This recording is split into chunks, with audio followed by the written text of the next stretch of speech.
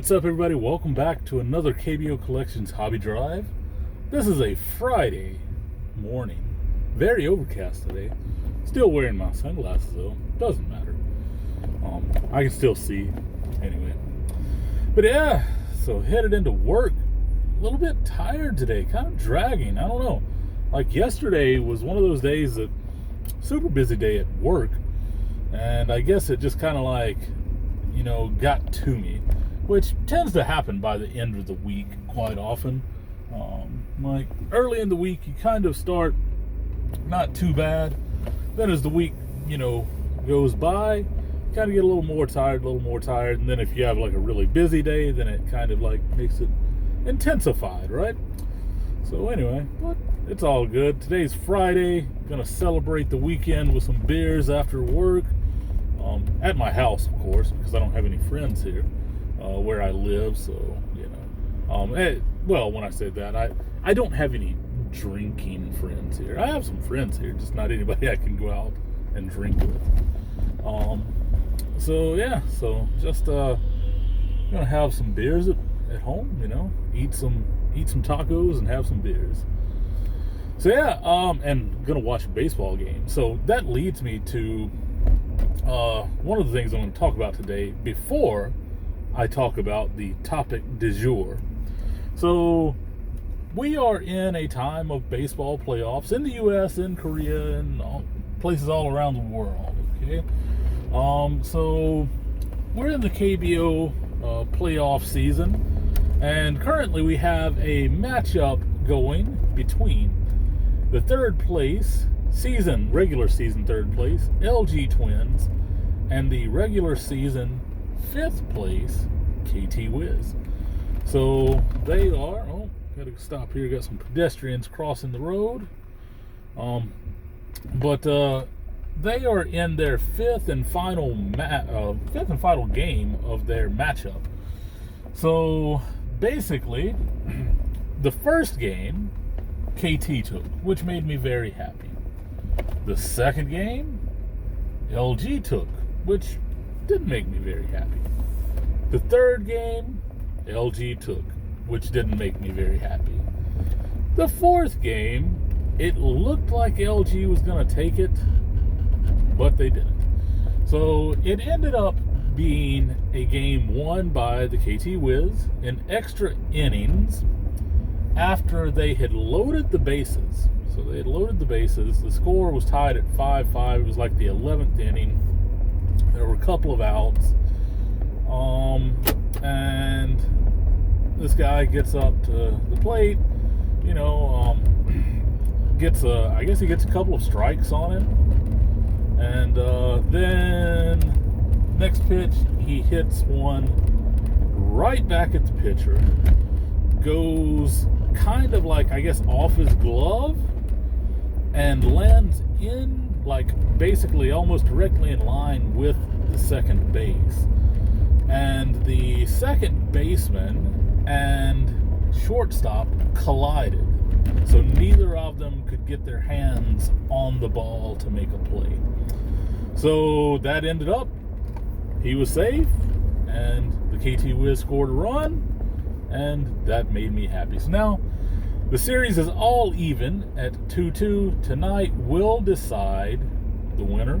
So tonight's game will be going back to Jamsil, which is the home stadium of the LG Twins, and also the home stadium of my Doosan Bears, who are sitting at home right now. The winner of this game is going to go on to take on the Samsung Lions. So the Samsung Lions finished second place in the KBO League during the regular season. And then, of course, later down the line, whoever wins that matchup is going to face the number 1 season Kia Tigers. So that's kind of what we have going on today. Or over the next few weeks, actually. Now, one thing that I can say about the Kia Tigers is they do have a very nice cheerleader who does her little peeky dance. Yep. John, that 70s card show, he'll like that one because, that's a good dance. She's a cute little thing. anyway, you know, that's probably the best thing about the Kia Tigers. Their cute little cheerleader doing her dance, a little thumbs up dance. They actually do that dance. For those who don't know, it's kind of like a thing when the opposing team strikes out. It's like a little strikeout dance. In the KBO, they have their little strikeout dances and stuff like that when the opposing team strikes out, or when their pitcher gets a strikeout. You know, like however you want to look at it. So yeah. So that is the KBO, and that is a little bit about what's coming up. So I'll watch that game tonight. I'll eat some tacos, and I'll drink some beer. The game between the KT Wiz and the LG Twins. All right, so now on to the topic du jour. So what I'm going to be talking about today is money grabs. So, we all know it. We all see it. There are so many money grabs in the hobby of today. By everybody. Everybody is pretty much doing it. Everybody is pretty much doing it. These money grabs, you know, they're making instant products. They're making on-demand instant products. They're making exclusive products. Like, they're making a lot of things that are mostly going to hold little value in the future. And when I say little value, it doesn't mean that some of those things aren't going to be very valuable, but sometimes they're going to be less valuable than what they were expected to be based on their original price points. That's what I'm getting at. But the thing is, if we look at our friends, the interwebs, what exactly is a money grab? Well, they say that it's a greedy attempt to make a profit, often at the expense of a poor, like, quality product or things like that. Okay, so that's what our friend the interwebs tells us that a money grab is. So I just named off some things that, like, these companies do, and I'm not putting this on Topps. I'm not putting it on Panini. I'm not putting it on Upper Deck. I'm putting it on all of them. They have their money grabs. Now, the thing is a money grab really a bad thing? And to that question, I will say no. A money grab is not a bad thing some of the time. Now, note that little last part, some of the time. And the reason why I say that some of the time is, and this is actually me saying that from a business standpoint, if I am the business that is putting these money grabs out there. I'm not saying it from a consumer standpoint. I'm saying it, I'm a business, I'm doing all these money grabs, and it's okay some of the time. But at the same time, as a consumer, I also think a money grab is okay. These are businesses. If they're not making money, they're not going to stay in business.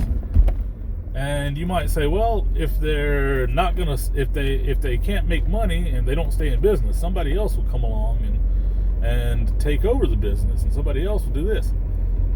Not always.